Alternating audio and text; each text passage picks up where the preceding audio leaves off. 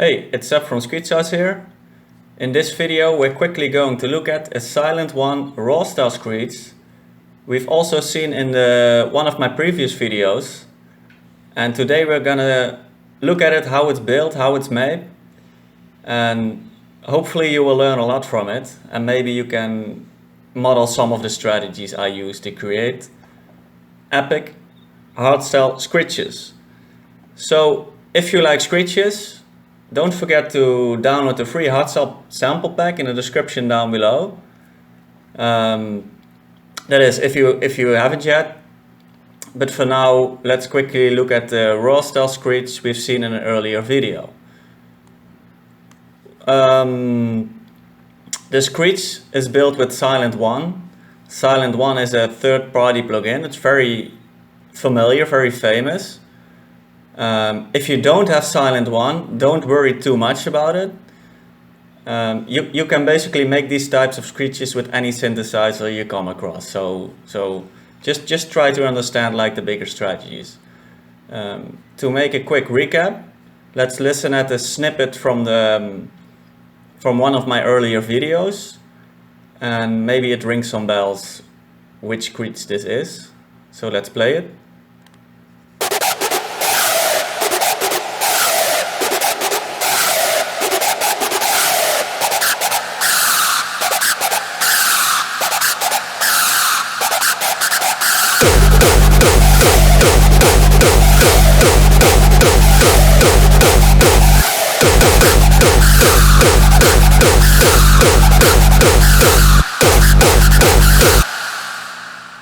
Alright, there you have it. That is the screech we're gonna look at. The easiest way for me to show you how to make a screech like this is first to disable all the mixer effects I used, so you can listen to what the screech sound like without any mixer effects. So when we go to the mixer, view and then mixer, we send the screech to a mixer channel 1, and there are some few effects here. We look at the effects later, but for now let's just disable them. And let's first take a look at the core of this screech, and that is the Sylenth1 synthesis / sound design. Let's listen to the screech without the effects first.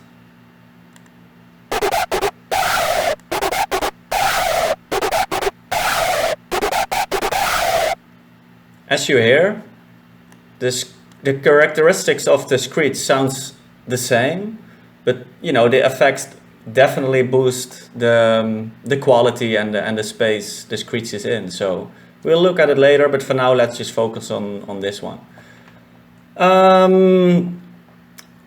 I have to think a little bit because the screech is made a few weeks ago, but when we just look at how it's made, we can easily reverse engineer it. So what you first want to look at and start with is the oscillators area. This is oscillator 1 and this is oscillator 2. And with the oscillators area, you can control various things like the volume, the phase, the detune, the stereo, all that kind of stuff. What I did for this screech is I kept the octave and the note at 0. It means I don't upper or lower the pitch of the sound. I just kept it at 0, and the same goes for this one. Both of these oscillators are activated. When we look at the waveform is a sawtooth. This one is also a sawtooth. The amount of voices is set to 8, and this one is also set to 8. The amount of voices dictate how many sawtooths will be played together. So in this case, 8 sawtooths will be played together. Now, when we start to detune these sawtooths, they really play slightly different pitches altogether. So if you give it a good amount of detune, it really starts to scream and to screech, and giving that ripping, tearing effect you're looking for, especially with RAWSTYLE screeches. So that's why it has quite a big amount of detune, and the same goes for this one. As you may see, this one is slightly less detune than this one, but that's just you have to feel a little bit how the sound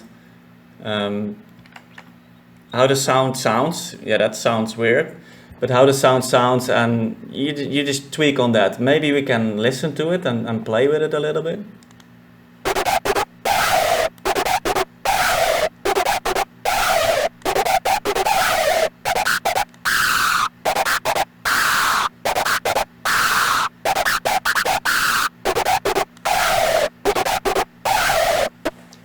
So as you can hear, when you turn it back, it sounds a bit, I'm not sure what the right word is, but maybe monotonic. But when you open it up a lot, it starts really to detune, and the pitches go so far apart that it's almost doesn't sound right anymore. So usually the sweet spot is around the middle, sometimes quite a lot after it, and sometimes a little bit before it. But in general, you want to be a little bit sensitive about it. Furthermore, the stereo is just open, it just makes the sound stereo instead of mono. And I also changed the phase, but in this case it doesn't really do much. Actually, I lied, it does do much, but the reason is different than you might think. As you may see, it's like the panning is also changed. That means that like this oscillator goes to the left speaker, and this oscillator goes to the right speaker. Because the phase is offset, let's say the waveform starts at a different point.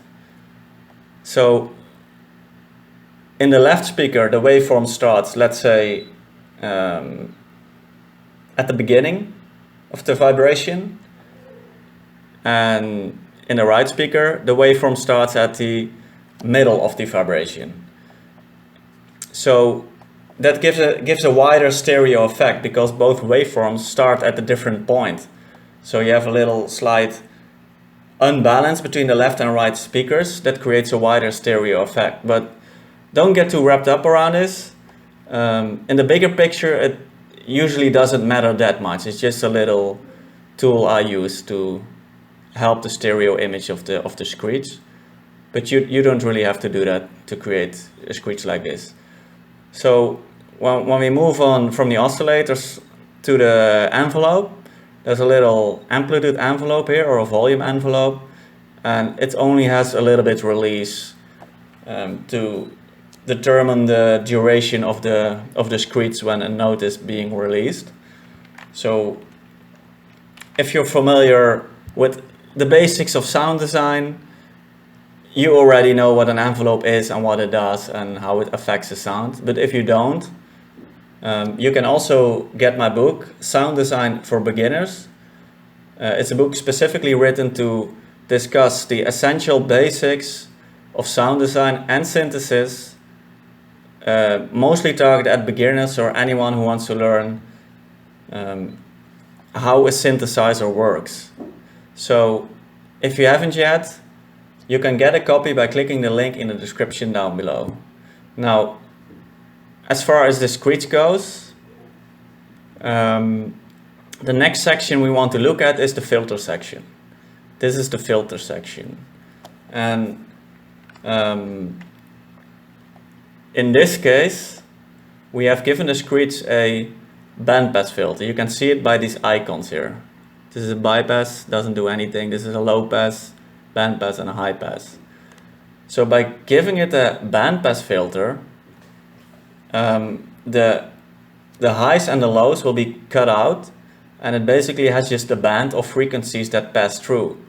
And when we have this type of filter, and we add some distortion to it, which we will look at later, the screech can really come to life with a unique harmonics or unique characteristics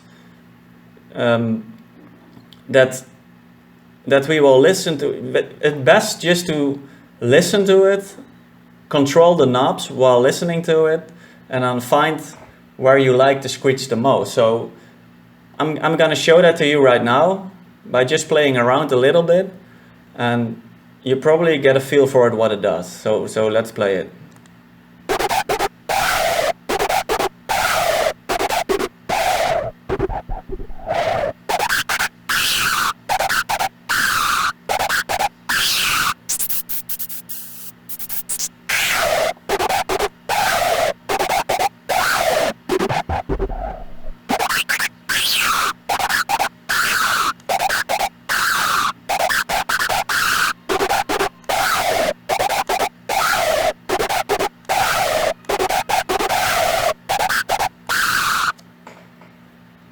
Now, if you want to learn all the knobs and all the knobs on the synthesizer, again, I recommend getting a copy of the Sound Design for Beginners guide. But for now, the cutoff knob and the resonance knob, if you know just a little bit about music productions, you already know what they mean, what they do. So I'm not gonna explain every single button because I already feel like this is getting way too long.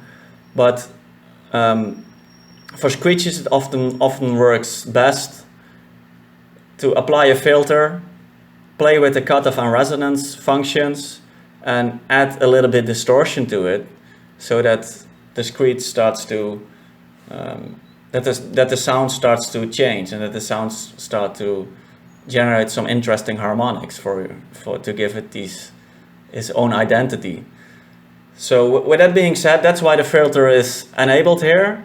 It works together really well with the distortion, which we look at soon. Now, when we go to the right here, that's a small little mixer. It only has a little bit of volume here, and it doesn't do anything. It's more like, it's just the volume, the amplitude of the signal that goes out. So you can basically ignore this. When we look down here at this area, we can see that there's an envelope enabled here. You can see, because it has some text here, this button is enabled. So this one works, this one doesn't. This one does nothing at this point. So this one has a pitch envelope, and the pitch envelope gives it a pitch movement. So as you listen to the screech, you hear it change in pitch a little bit. So it goes a little bit down or a little bit up. Let's listen to it. So you hear it basically a bit going down. So you can always change the amount of how much it goes down, how much it goes up, just depending on how you want your screech to sound. You basically play with these knobs, you play with these settings to get a feel for what sounds right to you. So there's no rules here. Don't take this too literally. It's just like, my next screech will be totally different than this. It's just, I just play around with all these knobs, all these functions, until it sounds nice, until it sounds good. And if it sounds good, I stop. And I go to the next setting and I tweak that. Let's see if it sounds better that way. But you have to understand what you're after, what your outcome is, because you have to know what all these settings do, what they mean. And that's essential if you want to get ahead in music production. If you want to become a really good producer, you have to know what you're doing. It's all about knowing. And once you know, it's easy. It's not hard, it's not rocket science. You just have to know it.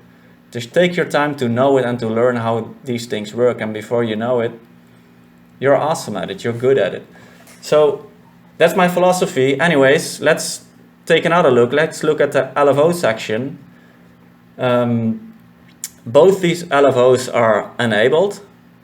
Both these LFOs change the sound, and one changes the pitch and one changes the cutoff, the filter cutoff, one of these knobs.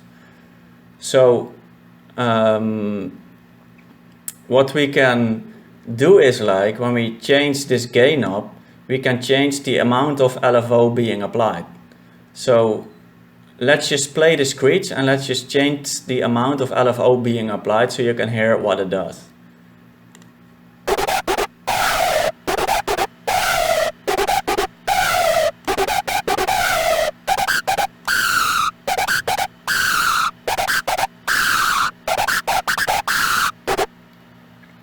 So as you hear, when we move this knob, the LFO amount of the pitch changes. So it gets, the pitch causes the sound to vibrate slash move a certain way, a quick way, with a fast rate that makes the screech appear more detuned. It's not literally detuned, but it's like it moves in pitch a little bit, but on a very fast rate. That's why it has this gargling sound. So that makes the screech more raw, So it's definitely a good tip to incorporate that in your screeches. Just give it a little bit of pitch LFO, and also play a bit with the rate. So that's the speed of the movement. We also have a cutoff LFO that moves / vibrates the cutoff knob. And we also take a listen to that when we change the amount of LFO.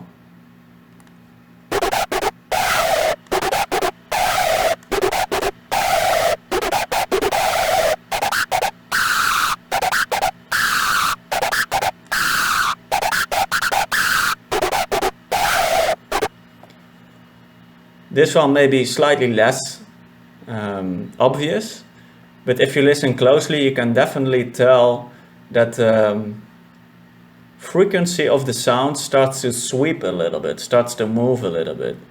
So that makes the screech speak a little bit more. So sound movements help a lot to literally give some speech to the sound. And again, it's just a matter of what do you want to achieve, what's your outcome, what's your goal, and use all the tools and settings you have to see if you can make that work. And in my mind, I wanted to have the screech like, oh, I wanted to talk a little bit more, I wanted to move a little bit more in terms of frequency sweep. So I just gave it a little bit of cutoff LFO, so it starts to change, it starts to open up and close down a little bit depending on how I change these settings. And you play around a little bit, you think, oh, I like this, now let's use it, let's keep it. And that's basically it. As you can see, these are all the settings, there's nothing more to discuss. Now there is still more to discuss, we're not done yet, because we also have to take a look at the effects. On Sylenth1, in the center, you will find some effects that are inside Sylenth1. So as you can see here in these squares here, this one and this one is checked. So that means like this one and this one is active. The rest is not active, so we can ignore them. So first let's take a look at the distortion. This is the distortion section. And for this screech, I decided to go with a clip distortion. In the end, you can also use an overdrive distortion or even any other one you prefer to use, depending on how you want it to sound. But a clip distortion works really well for these types of screeches and the sound I was after. So that's why I used it. And as you can see, the amount and the whiteness is both fully open and goes to the maximum. So let's take a listen how it sounds when we disable this.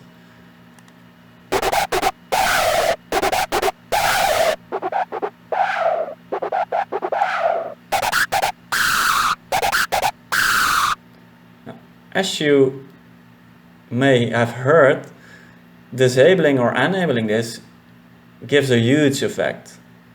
It has to do with like the distortion is quite maximum, so it's really boosts and presses the signal to its maximum that the Sylenth1 allows, of course. And also because the original sound, meaning without the distortion, sounds kind of weak. It's kind of filtered out a little bit, as we have learned earlier in the filter section. So to make up for the loss of signal, for the loss of sound, we just boost the distortion a little bit more so that the sound comes back again, comes more alive again, and really starts to distort. That's what it's for, it's distortion. So it starts to distort, and in a good way that it sounds nice, so that's important. So the next effect that we're gonna look at is the chorus. So when we click this one on, we get multiple different settings. I'm not gonna explain what each setting does, how they work. That's just too much for this video, but in general, I added a chorus to give the sound slightly more detune, and just that typical chorus effect to have a raw sound, so to speak. So when we look at it, you can see quite a fast rate, quite a big depth, and the dry wet is in the middle. So it's not fully open, but it's halfway open basically. So it gets halfway applied. And again, we're gonna take a listen to it.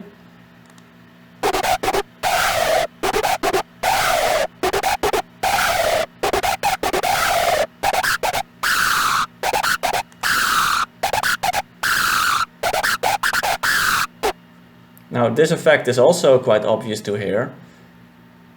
When we disable it, it sounds a little bit weaker. It sounds a little bit less detuned and less impressive. But when we enable it, it really starts to come back again. It sounds more raw, and it just makes it sound better for RAWSTYLE. So you know what it is? It's also like when you disable this effect, you can also make the effect rawer, more raw. If you give it more detune or to give it more pitch LFO, all these things just help to detune the sound and to really make it scream more. So a chorus is by no means necessary, but in this case I just decided to go with it and see where it takes me, and it took me to a good place for this screech. So that's why I used it. Now, with that being said, hopefully this is clear. Hopefully you see how the Sylenth1 sound design works and why I've made these settings like this. There are no more other settings on the Sylenth1 that are there. You can go to part B, but part B doesn't do anything, it's disabled. So only part A is active. And these are all the settings, but we also have the mixer settings. You see, it's like this sound. It has the characteristics, but it doesn't have the ball, so to speak, to make it really come alive and sound good in a track. So when we go to the mixer, let's go to the mixer. We've routed the screech to mixer track 1, that's this one. And I've added some effects to it. Now, as you can see, I've only added 3 effects. The last effect doesn't even do much, which I will show very soon, but only these 2 effects really help the screech come alive, help the screech to be sound good. So let's take a look at them. What we start with is an equalizer. Let's open the equalizer. And for this screech I had to equalize it quite extremely, because as you may have heard, when this effect is disabled, the screech sounds a little bit weak in terms of quality and freshness. So I had to make up for that. So depending on the screech you create on your synthesizer, you may IQ it completely different, but generally some highs are necessary for the quality to come through. So I'll let you hear that right now by enabling and disabling the sound.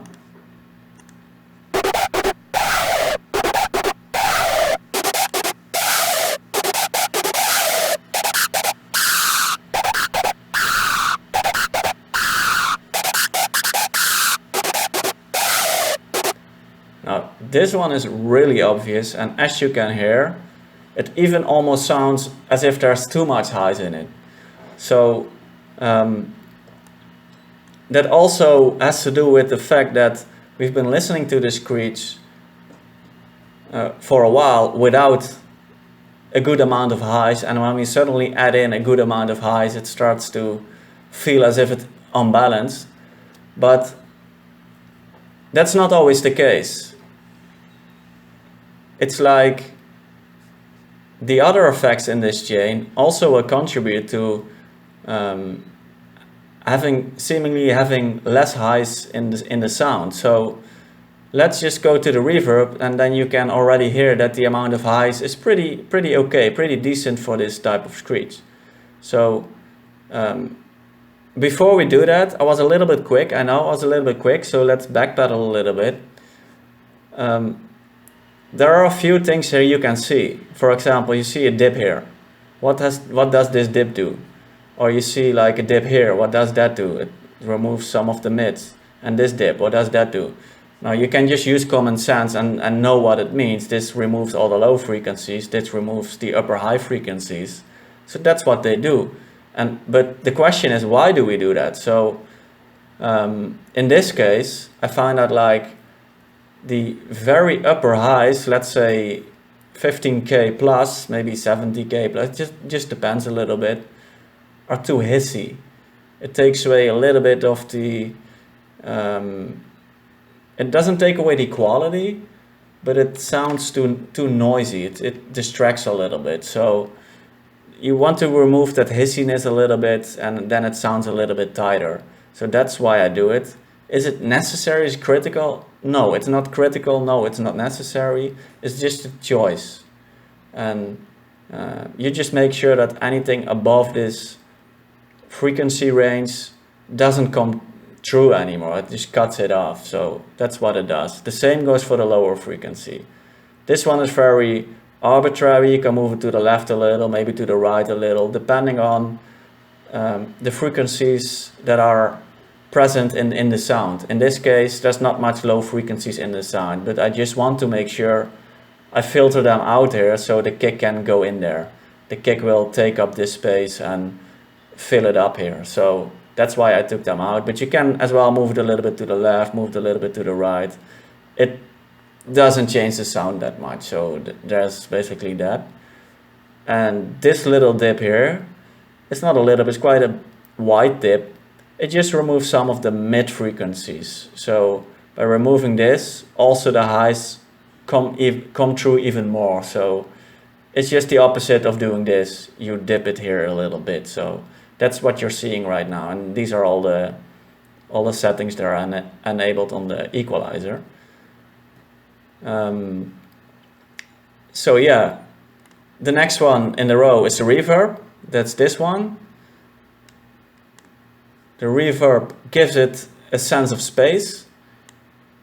And let's quickly look at it. No, listen to it with the reverb and without the reverb. Let's start without.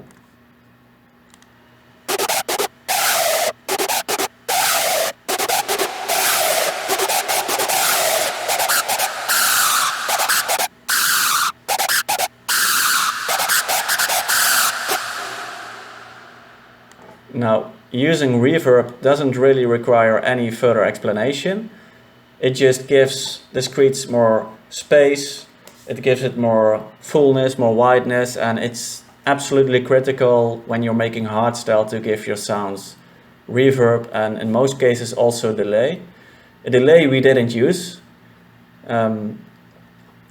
It's just a snippet. I could have used delay also, but I decided not to. This already sounds good. It sounds very good for a tutorial video, so I just stuck with it. But you can also use a delay and combine it with a reverb and play with it a little bit until it sounds good. Don't get too hung up about on these settings here. It's not that relevant. The only thing that could be relevant is like how much reverb do you give it and how long the reverb is. So in most cases for the fruity reverb, I like it to be around 3 seconds or slightly more.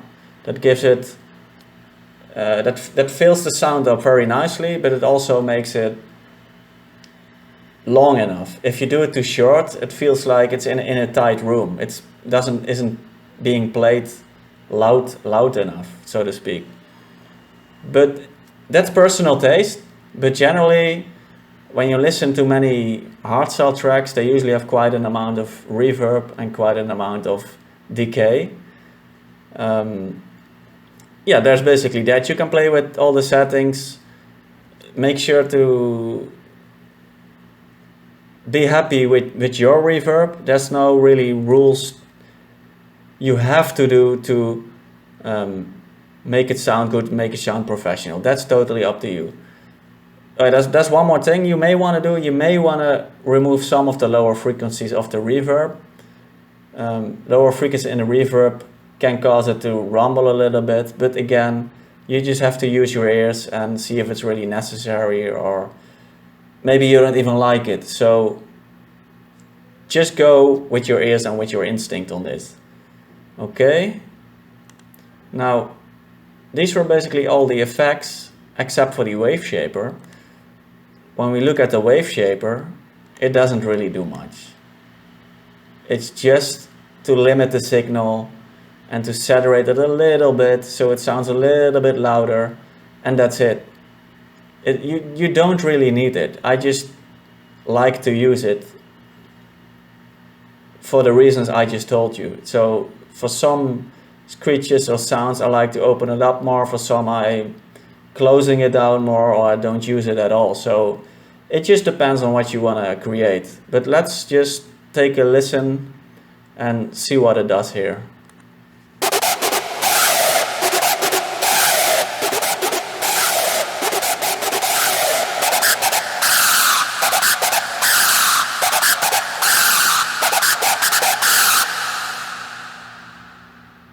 Now, as you heard, it sounds louder, it sounds more saturated, and that's the whole reason the wave shaper is here.